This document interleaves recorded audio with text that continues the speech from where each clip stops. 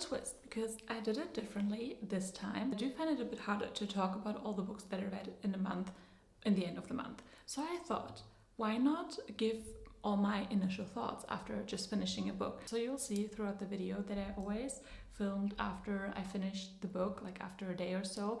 So I still could collect my thoughts, but they're much more fresh. Please let me know in the comments what you think about this format. And also, before we go into the review part of the books, I like to talk about the statistics. So let me have a quick look at my laptop. I'm gonna put the statistics on the screen, but I read 8 books this month, and let me tell you, I found some real good reads this month. So even though my average rating is 3.69, which, I don't know, they always don't sound that amazing, but you know, it's the average rating. I still had 2 5-star reads actually, and one very close one. I found a new favorite Romantasy, I found a new favorite author, or let's say I confirmed a favorite author. And then adding up all the pages of the books, I read over 3,000 pages this month. And in terms of genre, not that diverse. I read quite a few contemporary romances, 5 in total. Then I read 2 romantic suspense. I will say though that I put 1 in romantic suspense, but I'm actually not sure what genre exactly I would put it in. But it's something along the line about a mystery and a romance, new adult maybe. Sometimes I find it hard to put a book in a genre. Then I've read 1 romantasy, and almost all the books were part of series except for 1. But that's so far everything in terms of my September statistics. Now let's go through the month and each book that I read in September. So I finished Daydream. Let's appreciate this amazing cover. I think it's so beautiful. I also love the other covers. This is Henry's book in the Maple Hill series. They are all interconnected standalones. This is the 3rd one, and you have Henry, as I said, and I don't know how you would say her name, to be honest. In my head I always called her Hell, but saying it out loud kind of sounds weird, so I'm not sure if that's right. But this is a very sweet friends to lovers romance. Henry is a hockey player, so you do have the whole hockey sports romance element, but she's also tutoring him and helping him with a school subject, and in return he kind of gives her experiences of how to date because she wants to write a romance book. And I feel like this is probably one of the least tropey books ever, so I find it also more difficult to describe what's going on here because, and now we're getting more into my thoughts, this is not very plot heavy, and I did expect this to be a 5-star read because the other 2 books were a 5-star read for me and I love this whole series, but this wasn't really a 5-star read for me. This, I don't know, it sits between like a 3.5 4-star read. This was still a really great book. It was just that I didn't connect with the characters deeply, and that's why I wasn't as invested, but I still loved it because I really love Hannah Grace's writing. And one thing that I also really love about Hannah Grace's books, that she always shows how the couple would function in, not in real life, but you know, it's not that they come together in the end, and I don't mean that they're maybe officially in a relationship, but with all 3 books you saw how they would work as a couple. And for some that may seem like that there's tension lacking, and I think that was also what I saw sometimes for the critique for the 2nd book, and I kind of get that. But for me personally, I love when I see how the couple would work when they're together. Why this one wasn't a 5-star read is just that really I didn't connect with these characters. I feel like I was in the heads of characters that I just don't really understand. At the same time, I also think that she did a great job representing people who do feel like Henry. So by no means do I say this is a bad book or I think it's not worth your time. I 100% recommend this book. I think it was really, really good. As I said, the writing style is so amazing. I would say this one felt very soft and gentle and sensible. Even like the spicier scenes were on that page. So if you're looking for something that is more of that soft and gentle side, and you don't love heaps of spice, but you still kind of want to venture into that, I think this one is a great start. And looking at my notes, I wrote down that this one kind of felt like a safe space book. I don't know how to describe it in another way, but it was so much about like, you know, feeling good with someone and being safe and, you know, never crossing your boundaries. So I feel like this is such a great safe space book. This is kind of if The Deal by Al Kennedy and Funny Story by Emily Henry had a cozy night together. So this is actually my least favorite in this series, but I still absolutely love the series. Friends, I finished my 2nd book of the month, and It's a 5-star read. I mean, I predicted it to be a 5-star read, but you know how satisfying it is to actually then have it a 5-star read. And the book I'm talking about is none other than Yours Truly by Abby Jimenez. Finally, I got to read this one because I also want to read Just for the Summer this month as like end of summer. So you'll probably see that one next. But let's first of all talk about Yours Truly because it does deserve its own moment. This one is about Bree and Jacob, and Bree is actually Alexa's best friend from the first book, which was also a 5-star read. So this series, amazing, chef's kiss.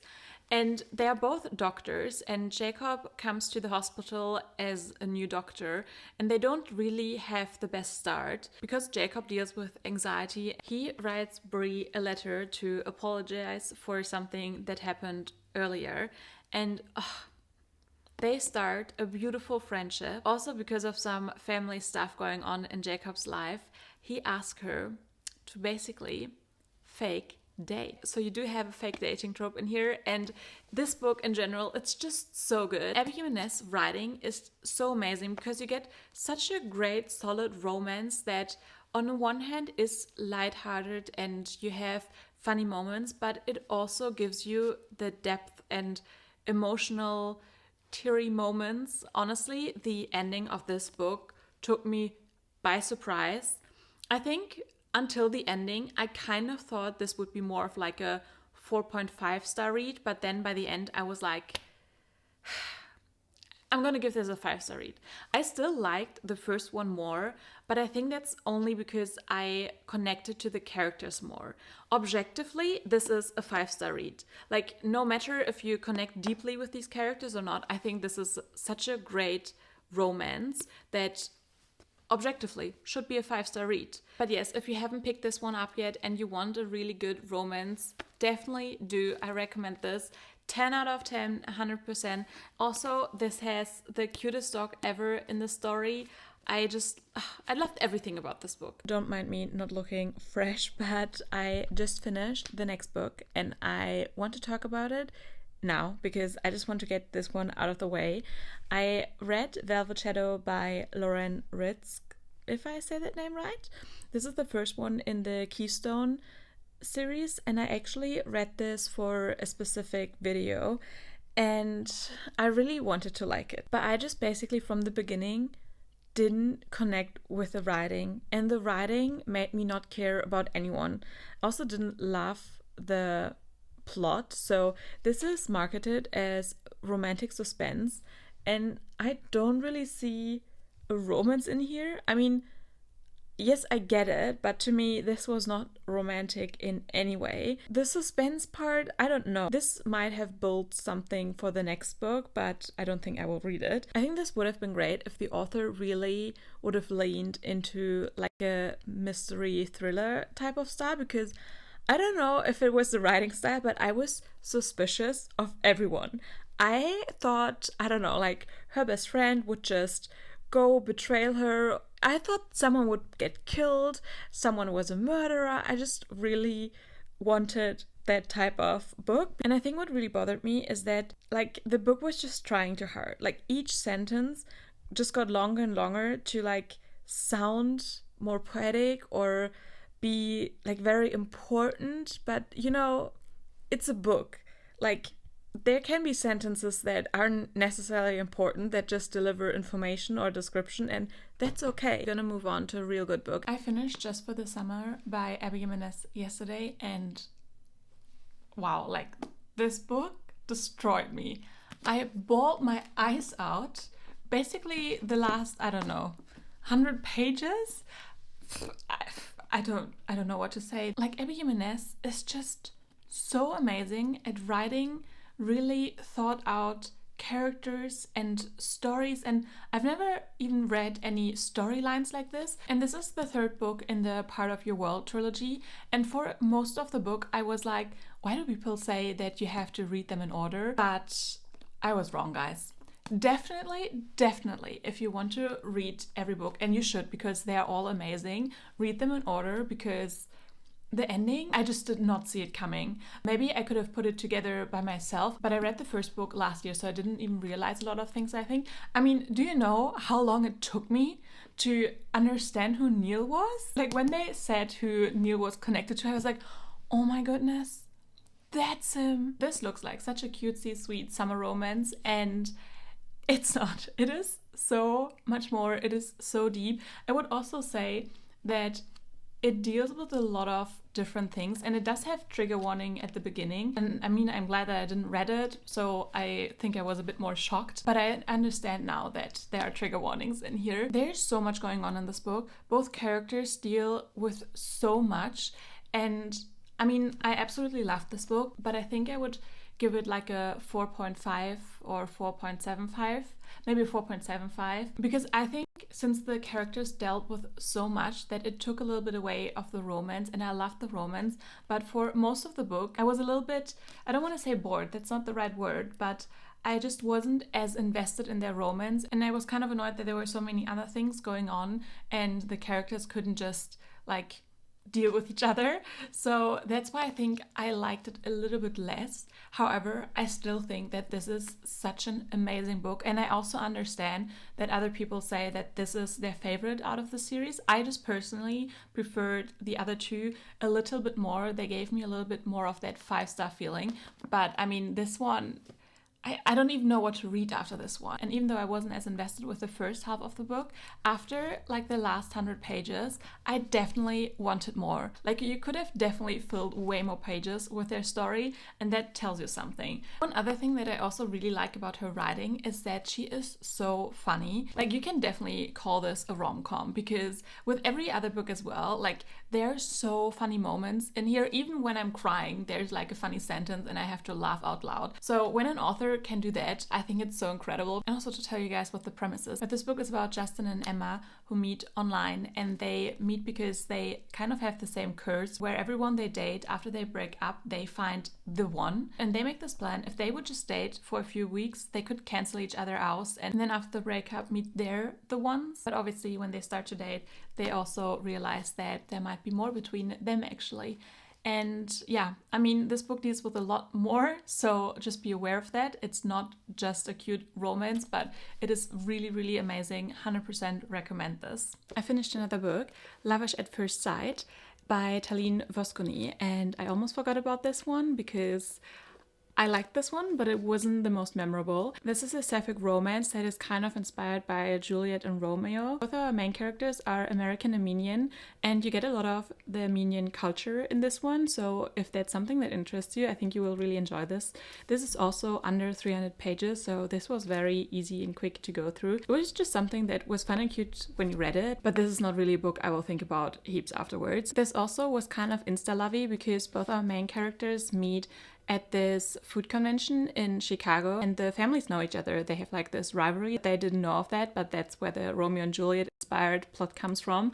And since this food convention is only over a few days and they have to do this food competition, in it, of course, everything is like quite condensed into those few days. I'm not really a big fan of insta-love, but I think this would be a very good rom-com. All in all, this book made me very hungry, but it was a good old 3-star read. I finished another book, and I think I found like my new favorite romantasy. I'm so excited to tell you guys. Also, if you're wondering where I am, I'm actually in my friend's apartment because I already lent the book to her, because that's how much I love the book, because I want her to read the book ASAP, and I said like, oh, I haven't even filmed my wrap-up for it, so I'm just gonna do it here. But I'm talking about The Crimson Moth by Kristen Cizzarelli, and this is also out as The Heartless Hunter. I don't know why there are two different names for this, but I have this copy, and oh my goodness, guys, this was everything to me. Like, I love when a book gives me the feeling of I just can't stop reading. Like, I have to read until the last page, and at the same time I threaded to get to the end because I knew that this is a duology and the second book is only coming out next February. Like, I have to wait a month now to get the conclusion to this. But before I go more into my feelings, let me tell you what this book is about. So this is a romantasy between a witch and a witch hunter. And in this world, the witches are considered evil, and that's why they're hunted down. And Rune is actually a witch, but she's hiding in plain sight. So he's actually super social. She's from the upper class and, you know, she throws parties and everything. But at the same time, she's also a vigilante for all the other witches. And Gideon is the witch hunter, and his biggest enemy is the Crimson Moth. And he gets a tip that Rune might have something to do with the Crimson Moth. And he can't really believe it because he thinks that, yes, Rune is super beautiful, but you know, there's no surface to her because that's what she wants everyone to think. However, they both have their own missions to get closer to the other one, to get like information. And like, this is so good. If you like enemies to lovers, read this book, please, because they're enemies on more than one level and they're trying to get close to each other, but obviously they also catch like real feelings. But then there are so many reasons why they shouldn't, why they can't, and it's just so good. And this is also just perfect for fall, since this is fantasy and witches. Please, if you read one book this fall, let it be The Crimson Moth. And I feel like this book had its little moment, but why are not more people talking about this? Like, this was so incredible.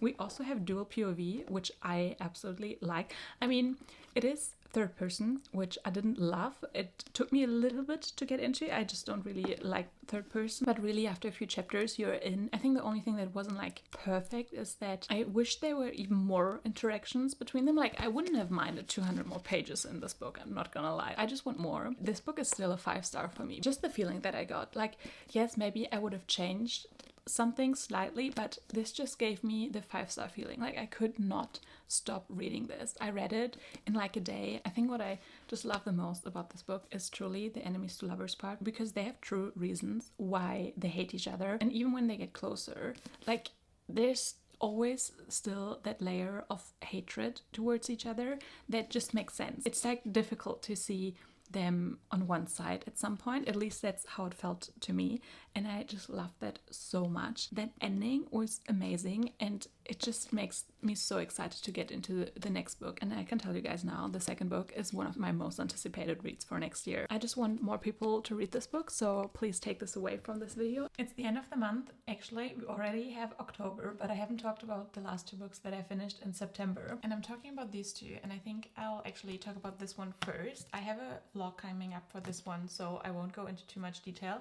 but this is actually a German book, and I don't really read German books at all. First of all, I really love the cover, and also after Maxton Hall came out, which is based on a German series that I read when I was a lot younger, I thought, why not try out another German book? And this was also on my September TBR, and I enjoyed my time with it.